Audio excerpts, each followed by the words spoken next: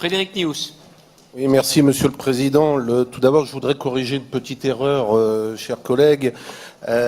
Pour actionner le SPE, le service public de l'efficacité et d'efficacité énergétique, il n'y a pas de condition de ressources. Donc c'est pour le dispositif d'aide à la rénovation énergétique des logements, où justement on apporte un accompagnement social aux propriétaires modestes et très modestes.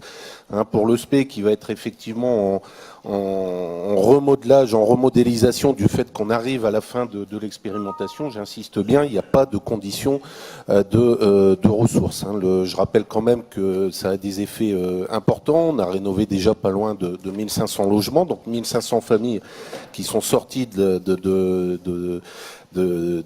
passoires thermiques, on va le dire comme ça. On approche les 1000 logements retapés également grâce au dispositif d'aide directe. Donc voilà, ça a des effets importants. C'est considéré repris au budget, comme l'a rappelé Guillaume Delbarre tout à l'heure dans la présentation du volet budgétaire de sa délégation.